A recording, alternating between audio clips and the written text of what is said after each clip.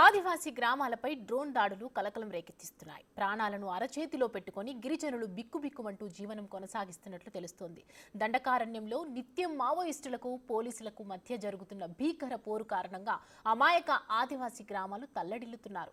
ఎప్పుడు ఏం జరుగుతుందో తెలియక తీవ్ర ఆందోళనలో గిరిజన కుటుంబాలు కాలం వెల్లుబుచ్చుతున్నాయి.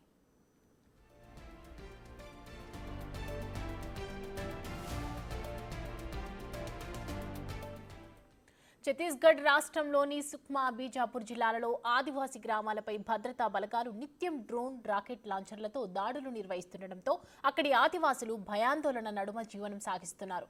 రాయగూడెం, గొమ్ముగూడె గ్రామాలలో నూతనంగా ఏర్పాటు చేసిన బేస్ క్యాంపుల నుండి పెద్ద ఎత్తున రాత్రి పగలు తేడా లేకుండా డ్రోన్లు, రాకెట్ లాంచర్లతో ఆదివాసీ గ్రామాలపై దాడులు చేస్తున్నారని ఆ ప్రాంత ఆదివాసులు ఆందోళన వ్యక్తం చేస్తున్నారు. సుక్మా జిల్లా చింతర్నాల్ పోలీస్ స్టేషన్ పరిధిలోని రాయగూడెం, బీజాపూర్ జిల్లా పామేడు పోలీస్ స్టేషన్ పరిధిలోని గొమ్మగూడ ఆదివాసీ గ్రామాల ప్రజలు నిత్య దాడులతో బెంబలెత్తిపోతున్నారు.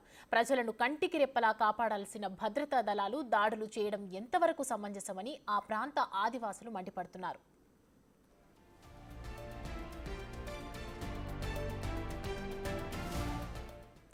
ఏకపక్షంగా వ్యవహరిస్తూ అడవులను ఆదివాసులకు కాకుండా చేయడం ఎంతవరకు సమంజసమని నిలదీస్తున్నారు.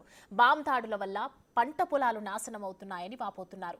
అత్యంత దారుణంగా గ్రామాలపై పడి ఇబ్బందులకు గురి చేస్తున్నారని ఆదివాసులు వాపోతున్నారు. రాకెట్ లాంచర్లతో మరుభూమిని యుద్ధభూమిగా మారుస్తున్నారని, స్వతంత్ర భారతావనిలో స్వేచ్ఛగా బ్రతకలేక గిరిజనులు నలిగిపోతున్నారని ఆదివాసీ సంఘాల నాయకులు మండిపడుతున్నారు. కరువు అంటే కప్ప కోసం విడవమంటే పాము కోపం అన్న చందంగా అటవీ గ్రామాల ప్రజలు జీవితాలు అటూ ఇటూ పోలీసులకు, మావోయిస్టులకు మధ్య నలిగిపోతున్నాయని ఆవేదన వ్యక్తం చేస్తున్నారు. ఇకనైనా ఉన్నతాధికారులు చొరవ చూపి అడవి తల్లిని నమ్ముకొని జీవనం సాగిస్తున్న ఆదివాసీలను కాపాడాలని కోరుతున్నారు.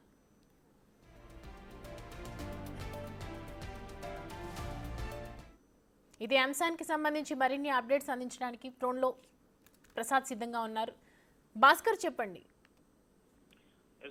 ఇప్పటికే ఛత్తీస్గఢ్ రాష్ట్రం మొత్తం కూడా గత చూసిన 10 రోజుల నుంచి కూడా డ్రోన్ దాడులు కావచ్చు, మరోవైపున మావోయిస్టుల ఏరివేత సంబంధించి చాలా ప్రాంతాలలో కూడా కూబింగ్ నిర్వహిస్తున్నటువంటి భద్రతా సైనికులు నడుమ మావోయిస్టులు మధ్య ఆదివాసీలు మొత్తం నలిగిపోతున్నారని కూడా చెప్పుకోవచ్చు. ఇటీవల కాలంలో జరిగినటువంటి యొక్క ఆదివాసీల ప్రాంతాలను టార్గెట్ చేస్తున్న ఇరు వర్గీయులు, ఒకవైపున మావోయిస్టులు, మరోవైపున దండక సైనికులు మొత్తం కూడా ఆదివాసీలని టార్గెట్ చేసుకుంటూ వారి యొక్క రాకపోకలు క్షుణ్ణంగా పరిశీలిస్తున్న నేపథ్యం. దీనిలో భాగంగానే పోలీసులు సైతం కూడా డ్రోన్లు, కెమెరాలతోటి ఒకవైపు డిగో చేస్తున్న నేపథ్యంలో మరోవైపు మాత్రం మావోయిస్టులు కూడా తమ పందెం మార్చుకొని, అంటే ఎవరైతే ఇన్ఫార్మర్ గా ఉన్నారో వాళ్ళపై కూడా ఒక్కసారిగా పాయింట్ బ్లాక్ పెట్టేసి వాళ్ళని హతం చేస్తున్న నేపథ్యం అయితే చోటు చేసుకుంటుంది. ఇప్పటి వరకు సుమారు గడిచినటువంటి ఈ 15 రోజుల్లో చూసుకుంటే ఇప్పుడు 10 మంది వరకు కూడా మృత్యువాత పడిన నేపథ్యం ఉంది ఆదివాసీలు.